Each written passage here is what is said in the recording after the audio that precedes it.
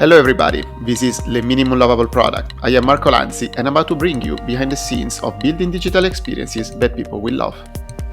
In the episode of today, Alessandro Lovisetto, founder and CEO at Artknit Studio, a brand trying to bring high-quality Italian clothes at affordable prices, is going to tell us how do you start to build a D2C high-end brand, which skills do you need to build a fashion brand, and how do you build a team while pivoting your business.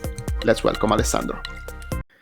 Welcome to Le MLVP. We are here today with Alessandro Lovisetto, founder and CEO of Artknit Studio. Welcome, Alessandro. Hi, Marco. Hi, Marco. Thank you for having me today. So, thanks for joining, Alessandro. And first question. So, Artknit Studio, what is it? How did it started? Well, Yeah, tell us a little bit more about it. sure. So Arnit was founded in 2018, and the first idea was really to create a direct connection between the best Italian makers in the knitwear segment with the final customers worldwide. So a place where basically quality and sustainability match to create superior quality products at the lowest environmental impact. And in doing so, we were basically skipping all the intermediaries, and we were able to offer make superior quality, like the same quality of luxury brands, but without the traditional retail markup. So that's the first, how actually everything started. The idea it's very funny from my side because I was. To be honest, my family business was in the textile industry since like a lot of decades. Especially my grandfather found his own spinning mills in Biella. Actually, that's also the reason why we I'm focused on knitwear because, as you probably know, Biella is also known to be the capital of the wool. So there's a lot of raw material in this in my hometown. The idea basically was. To try to maximize the potential of all the makers in our region and the raw material that Biella was offering. That in 2016, when I was trying to build this idea, of course there was like a huge crisis due to the globalization, due to the China, the localization. A lot of small laboratories, workshops was suffering, and so I was basically want to put together a digital opportunity in the market and a beautiful products that our region is able to create and selling online, of course, creating value also for the customers. They could have able to access to that with lower cost, definitely. So that's everything started basically, and now we are here after 3 years in a small different version, but still the roots are those. Okay, nice. So, you saw like the opportunity. There were production was there. There was the need in the market, but it was missing the connection between the two. I said, okay, Exactly. this can be us. Yeah, to be honest, the first version was more like a marketplace. Arnit was not supposed to be a brand since the beginning. The idea was just to put together through a platform like selecting the raw materials. I didn't have any experience on the product at the time, so the first things I told to the team was we don't want inventory, and we don't want to be responsible for the product. And now of course we are completely in a different position. So we pivoted actually 6 months after, when we realized that a marketplace was not possible in our segment where we were like targeting like luxury quality. We need much more input from our side, and we basically changed all the team, and then basically that was a big turnaround. Okay, that's quite a pivot. So from Yes. hey guys, let's build a marketplace of high quality stuff to okay, let's build product itself. Yes, that's yeah. I mean, I was the reason was probably because I was coming from an experience in a rocket internet, and rocket internet at that stage it was very focusing on building marketplace in underdeveloping country. I was worked a lot of different months in Southeast Asia, and I was really intrigued by the marketplace, ecosystem. And so when you finish the experience, I want to do something similar, but in something that like we can create value. So that's why I start with this idea in mind. But of course, when you are on it, when the market then is hit you, you need to somehow react. Yeah, you have to. You Yeah. have to. And let's say, looking at your journey, you actually started off from in finance, right? Yes, was actually was not my first step because I need to be very transparent because since the beginning already after my master it was clear for me that I want to build my own venture since like before 30. So that's why I try to create like the shortest like working experience in many different industry, so to create like a somehow a very complete 360 degrees professional experience in order to build somehow my skills that was needed for to be in the market as soon as possible. So I started before I was as I said in Rocket Internet, working in a startup. I was really I was in the operational side, super executed. I was working in Malaysia and Philippines, so it was a super hands-on experience. And I was there in the food and beverage industry. Actually, I was working for Food Panda, which is one of the biggest the competitor in Asia of Deliveroo, and we were backed by Goldman Sachs and different funds, so it was super successful team as well. And then I moved to Google because I want to to create my background in the digital industry, advertising, and all the space that in 2015 was Google was the place to be for an entrepreneur that want to then focus on in that market. And after all, I decided to move to investment banking, to finance, because I need a solid, of course, background in finance as well to start my own business. So that's basically how it worked, how it happened. We were basically I tried to take as much as the much experience possible, and then go by my side. Okay, no, that's nice. So that's interesting. So what you tried to do, if I understood correctly, was okay. Let's make some short but like important experience to be self-complementary on Exactly. multiple aspects. Be well-rounded on all the different areas that you said I will need those skills when I will go and create my own venture. Exactly, exactly. That was it was not, and nobody told me that was right, and I still don't know. I don't have the answer, but I'm very focused when I know what I want, and then I say okay, I need to be very strategic and try to make the possible. The problem was that the HR didn't get that because I was of course telling them that I was this industry was my dream. As I say, what happened to your CV? It's like you're full of different experience, but that's in the end they believed me, and they managed.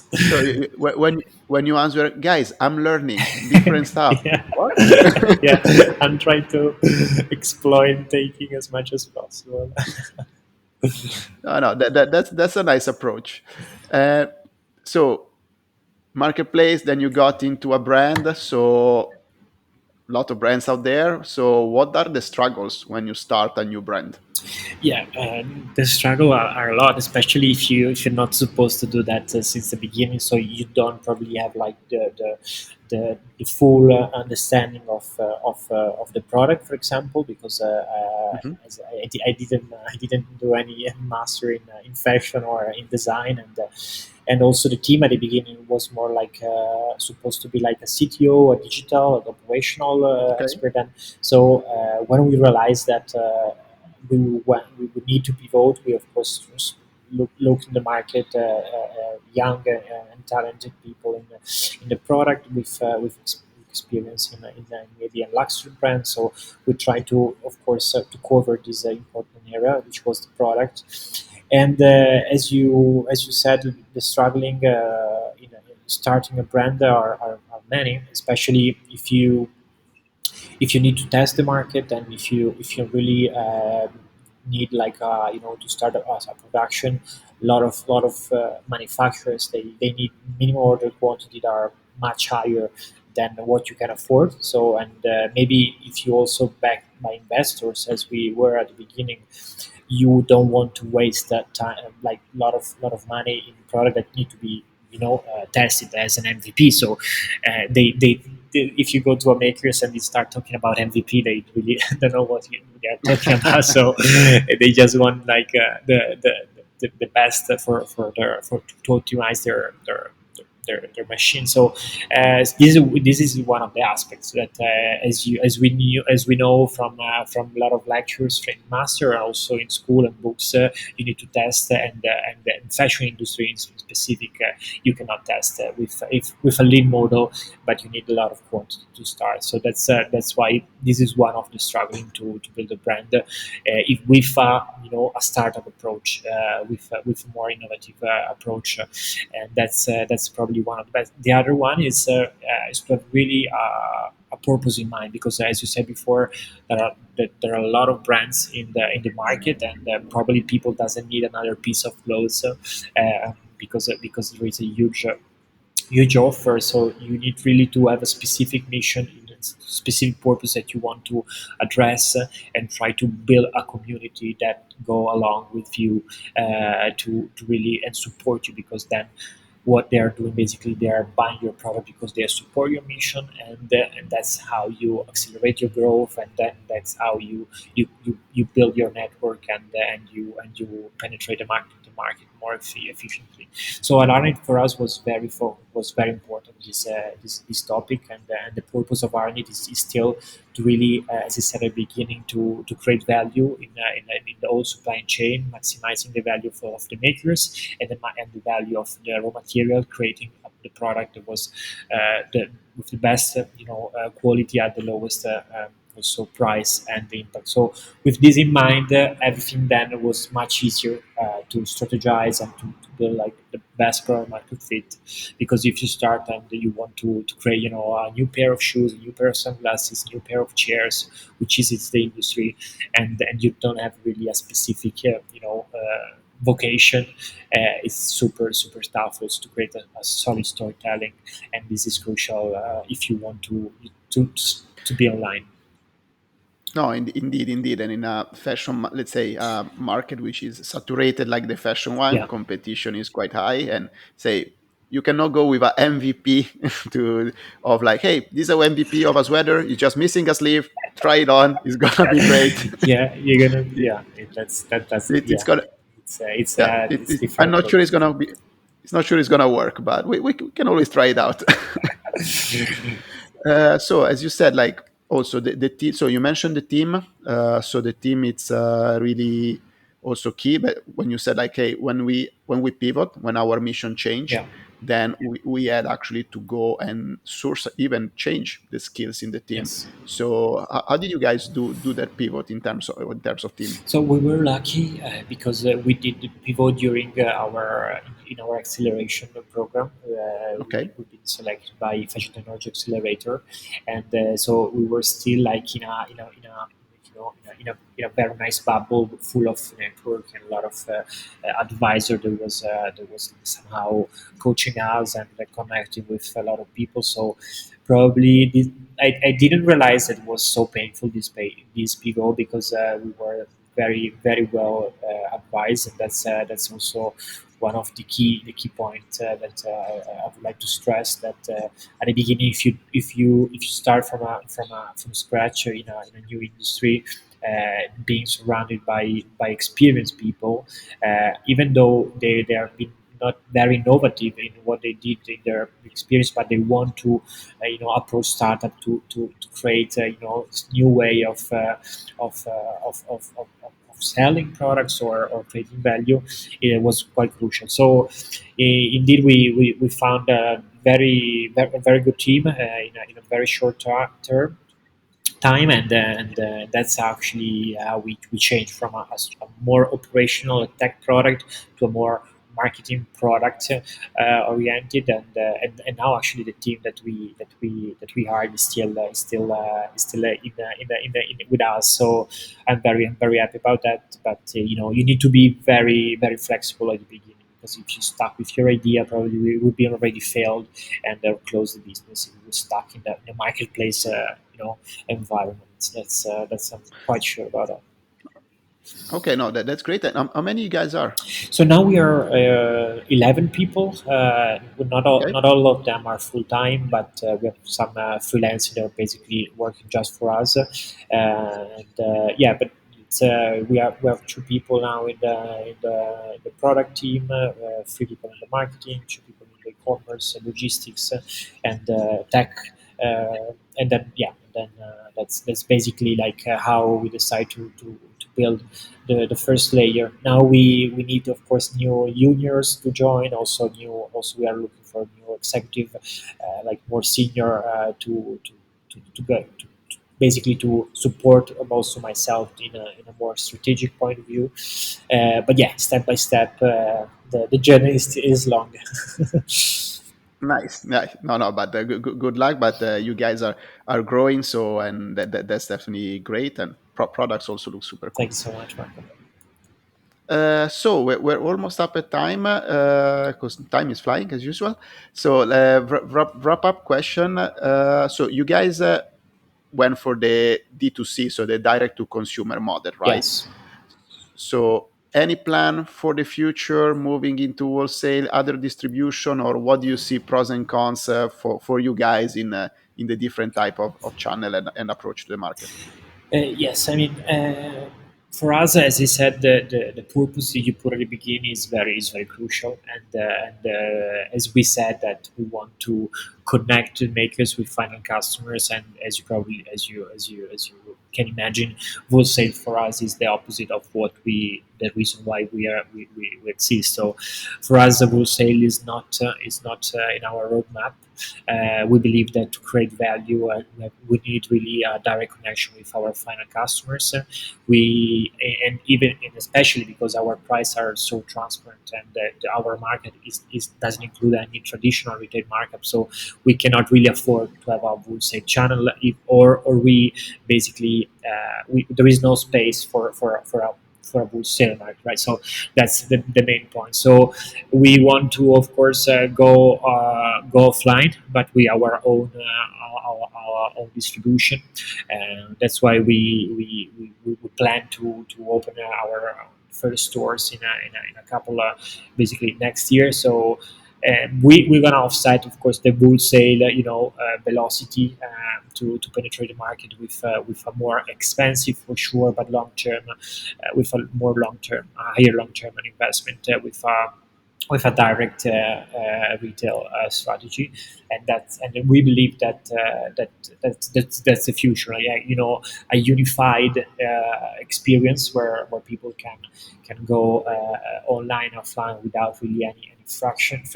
Invest hugely in innovation, in technology to create a seamless experience, and we believe that wholesale doesn't allow to do that.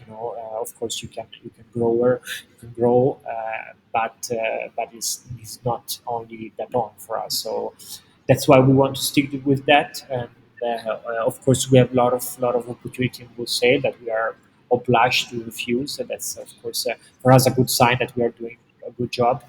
But still, now we want to do that. Of course, there are a lot of pro, of course, because you can finance basically all your production with a wholesale, with wholesale order that at the moment is not possible for us. Is very also interesting, because if you don't have minimum order quantity, that you cannot meet with like putting together also wholesale order is helpful. Of course, there are a lot of beneficial benefits. Of course, you can go enter in market where you're not focusing with your direct retail strategy and so on. But then it's definitely is a huge opportunity, and at the moment is not something that we don't we're a small team and we want to do like our philosophy is buy less, buy better. We want to do like really small steps and doing it in a proper way. Okay, no, that's nice, and I think also with your approach where you say, hey, we just want to bring the highest quality, being transparent on pricing and how we put things together, then the direct to consumer approach in your case makes a lot of Yeah. sense. It's just the way to go. So cool. On top, you get to know to the customer directly, which is also another big advantage of the D2C model versus the wholesale.